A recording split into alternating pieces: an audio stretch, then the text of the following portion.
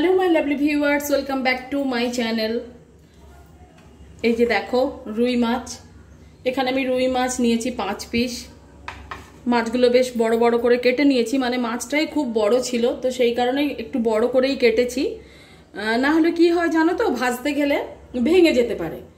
তো আজকে আমি আম রুই বানাবো। তোমরা প্রত্যেকেই আম শোল খেয়েছো, আম কাতলা খেয়েছো, আম চিংড়ি খেয়েছো, আম ইলিশ খেয়েছো।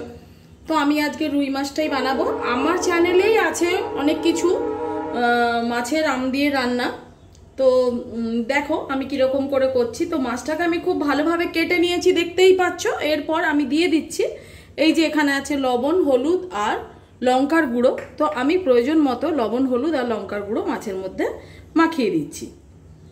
মাখিয়ে মাছটাকে আমি আধ ঘন্টা রেস্টে রেখে দেবো। যত বেশি রাখতে পারবো তত বেশিই ভালো।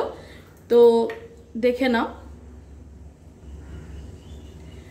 এটাকে খুব ভালো করে মাখিয়ে নিয়ে মাছটাকে তারপর আমি রেখে দেবো। তারপর যা যা লাগবে সেটা দেখাচ্ছি। এখানে আমের হাফটা আমি নিয়ে নিয়েছি। এখানে আছে সর্ষে বাটা, 2 চামচ ভর্তি সর্ষে বাটা, সাদা সর্ষে কাঁচা লঙ্কা দিয়ে বেটে নিয়েছি। আচ্ছা দাঁড়াও, আমি একটু লাইটটা জেলে দেখি যে কেমন আসছে। হ্যাঁ, এবারে ঠিক আছে।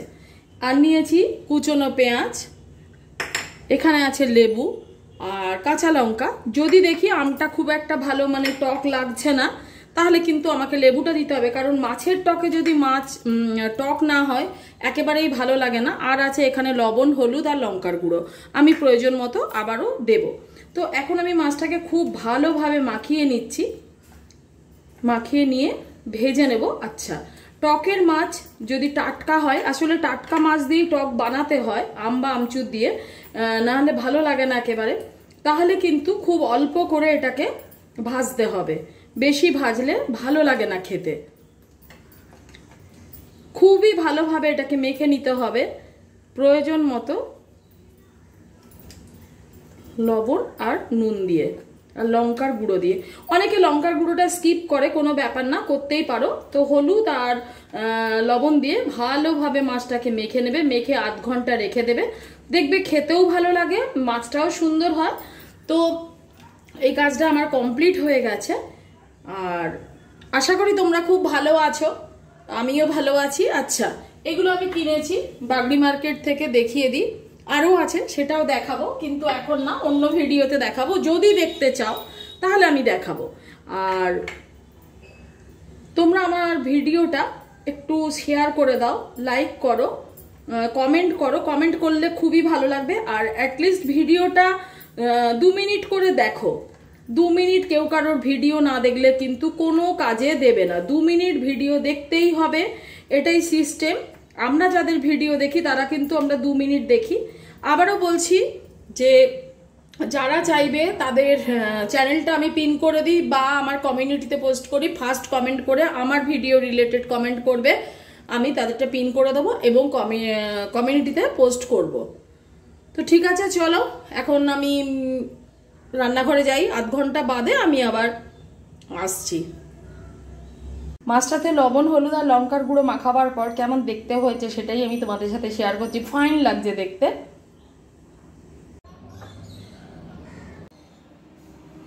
কড়া বসিয়ে দিয়েছি, কড়াতে সর্ষের তেল আছে। এবার আমি মাছটাকে বেশ ভালোভাবে ভেজে নেব, কিন্তু কড়া করে ভাজবো না। ভালো করে ভাজবো, কিন্তু কড়া করে ভাজবো না। এখানেই মজা, কারণ টকের মাছ কখনো কড়া ভাজতে নেই। আর মাছটা খুবই টাটকা, তোমরা নিশ্চয়ই দেখে বুঝতে পেরেছো যে মাছটা কি পরিমাণে টাটকা। তো এখন আমি মাছগুলো দিয়ে দিচ্ছি।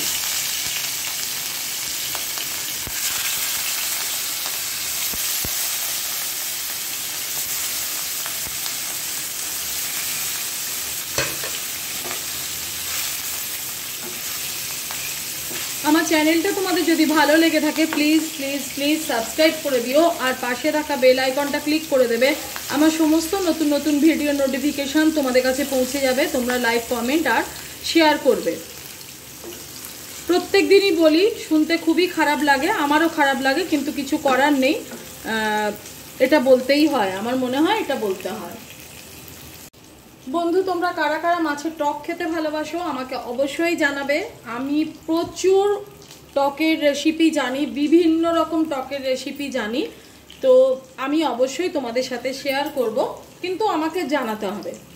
আবারও বলছি, যারা চাও যে তোমাদের চ্যানেলের লিঙ্কটা আমি আমার কমিউনিটি পোস্ট করি, আমাকে অবশ্যই ফার্স্ট কমেন্ট করবে আমার আজকের ভিডিও রিলেটেড, এবং আমি পিনও করে দেব। সকলেই কিন্তু সকলের ভিডিও 2-3 মিনিট করে দেখবে, নাহলে কোনো লাভ হয় না। দেখাটা দরকার। আমরা যদি সকলের সাথে সকলে সহযোগিতা না করি, আমরা কিন্তু কোনোভাবেই এগিয়ে যেতে পারবো না। আমি কিন্তু যাদের ভিডিও দেখি, আমি পুরো ভিডিওটা দেখি। হ্যাঁ, অবশ্যই সেটা আমার বাড়িতে ওয়াইফাই আছে তাই পসিবল, কিন্তু যাদের ওয়াইফাই নেই, যারা ডেটা দিয়ে দেখো, তারা কিন্তু 1 থেকে 2 মিনিট বা 2 থেকে 3 মিনিট ভিডিওটা দেখবে, তাহলে একটু কাজে দেয়, নাহলে কিন্তু কোনো কিছুই লাভ হয় না। এবং সকলেই সকলের ভিডিও দেখে পাশে থাকার চেষ্টা করো, তাতে প্রত্যেকের ভালো হবে। এবং প্রত্যেকেই চ্যানেলটাকে সাবস্ক্রাইব করে নিও, সবার চ্যানেল, বেল আইকনটা ক্লিক করে। আমার চ্যানেলটাও অবশ্যই সাবস্ক্রাইব করবে, বেল আইকনটা ক্লিক করে। আমি যা যা নতুন নতুন ভিডিও দেব তোমাদের কাছে সকলের আগে চলে আসবে। এবং তোমাদেরও চ্যানেলগুলো আমি অবশ্যই সাবস্ক্রাইব করে রাখি, সেটা বুঝতেই পেরেছো। আমি কমেন্ট করি প্রত্যেককে, সেটা আশা করি বুঝতে পেরেছো তোমরা, যারা আমার বন্ধু আছো, যারা আমাকে ফলো করো। তো এটা না করলে কিন্তু এগিয়ে যাওয়া কোনোভাবেই সম্ভব না। আর কন্ট্রোভার্সি করে এগিয়ে যাওয়া যায়, সেরকম এগিয়ে যেতে আমার ভালো লাগে না। প্রত্যেকের রুচি তো সমান নয়, আর প্রত্যেকের পক্ষে সম্ভবও নয় কন্ট্রোভার্সি করা, এটা সকলে পারে না। যারা পারে খুবই ভালো। তো দেখতেই পাচ্ছ, এখানে মাছটা এবার তুলে নেব। এখানে আছে আম, আমি একটা হাফ আম নিয়ে নিয়েছি, বড় আমের। এখানে আছে লবণ, হলুদ আর লঙ্কার গুঁড়ো, মাছে মাখিয়েছিলাম, বাদ বাকিটা আমি দিয়ে দেব। আর এখানে আছে ফোড়ন, 5 ফোড়ন শুকনো লঙ্কা। এখানে আছে সর্ষে বাটা 2 চা চামচ, এটাকে আমি এখন জলে গুলে নেব এবং ছেঁকে তারপর আমি টকে দেব।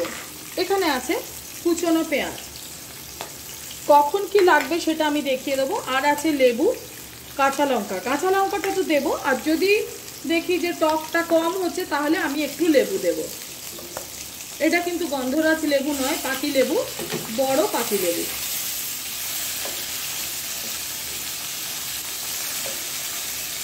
সাহস করে ব্লগ চ্যানেল বানাতে পারছি না, তবে আমি অবশ্যই ব্লগিং করব। মানে এটা আমার খুবই শখের বিষয় যে ব্লগিংয়ে আমি আসব, কিন্তু কিছুতেই আমি সাহসে কুলিয়ে উঠতে পারছি না। প্রচণ্ড কষ্ট। যারা করো তাদেরকে অসংখ্য ধন্যবাদ আমি জানাই। ব্লগ করাটাও এত সহজ ব্যাপার না।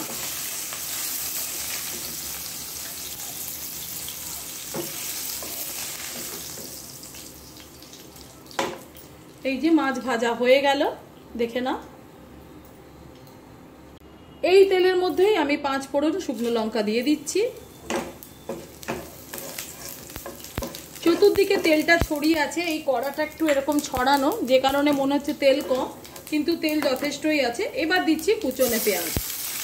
অনেকেই টকে পেঁয়াজ খাও না, কিন্তু অবশ্যই কুচনো পেঁয়াজ ভালো করে ভেজে টক বানিয়ে, এইভাবে টক বানিয়ে খেয়ে দেখবে, ভীষণ ভালো লাগবে। কারণ ভাজা পেঁয়াজের একটা নিজস্ব ফ্লেভার আছে। তো এটাকে এখন ভাজি, আমি আমটাও ভেজে নিচ্ছি। পেঁয়াজটা দেখে বুঝেছো কেমন ভাজবো, পুরো ভাজা হবে না, ঠিক এই রকম ভাজাটা হবে। এবার আমি লবণ, হলুদ আর লঙ্কার গুঁড়োটা দিয়ে দিলাম।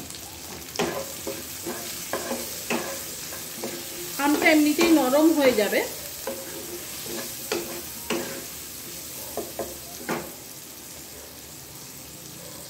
এই সময় আমি সর্ষে বাটার জলটা দিচ্ছি। ভালো করে গুলে নিয়েছিলাম, গুলে নিয়ে এই দেখো,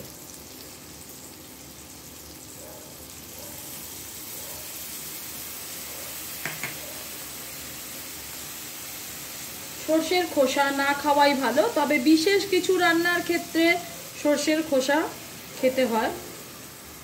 আরও কিছুটা জল লাগবে, কারণ আমটা তো সেদ্ধ হতে হবে।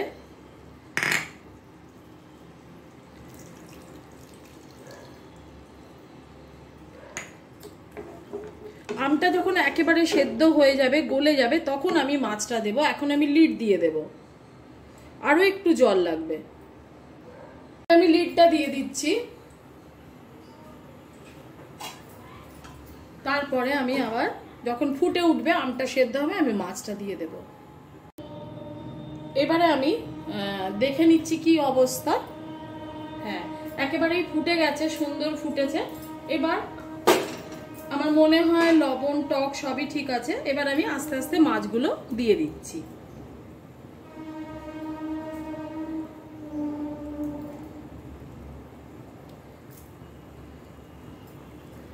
আমার হয়ে যাবে রুই মাছের আম দিয়ে টক। যেমন করেই শোল মাছের করে, কাতলা মাছের করে টক, তেমন ভাবেই রুই মাছেরটা হয়। শুধু শোল মাছেরটা ঠাকুরকে দেওয়া হয়, তো সেই কারণে তখন পেঁয়াজ দেওয়া হয় না। ভোগ নিবেদনের সময় কিন্তু পেঁয়াজ দেওয়া যেতে পারে না, একেবারেই না। এবার টকটা হয়ে যাবে, আমি লিডটা দিয়ে দেব। এখন আমি কাঁচা লঙ্কাগুলো কেটে দিয়ে দিচ্ছি। ঝাল ঝাল টক না হলে টক খেতে একেবারেই ভালো লাগে না। আর লেবুটা আমি চিপে দিলাম।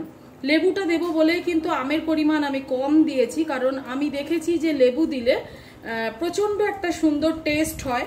তোমরা অবশ্যই পাতি লেবু দেবে, গন্ধরাজ লেবু দেবে না, তাহলে টকের গন্ধটা তোমরা পাবে না। তো ঠিক আছে, এটা ফুটে যাক, তারপরে আমি পরিবেশন করে দেখাচ্ছি। আর কমপ্লিট হওয়া অবধি রান্নাটা তোমরা আমার সাথে থাকো। আর আমার চ্যানেলটা অবশ্যই সাবস্ক্রাইব করে দিও, পাশে থাকা বেল আইকনটা ক্লিক করে দেবে। আমার সমস্ত নতুন নতুন ভিডিও তোমরা পেয়ে যাবে। তোমাদের আশা করি ভালো লাগবে আমার ভিডিওগুলো, কারণ আমার ভিডিওগুলো প্রচণ্ড সহজ সরল। টাটা বাই বাই, খুব ভালো থেকো। আমি লিডটা এখন মিনিট 2-এর জন্য দিয়ে দেব। দেখতেই পাচ্ছ টকটা হয়ে গেছে একেবারে। এবার আমি গ্যাসটা বন্ধ করছি। মাছের টক কমপ্লিট। এবার শুধু গরম গরম ভাতে,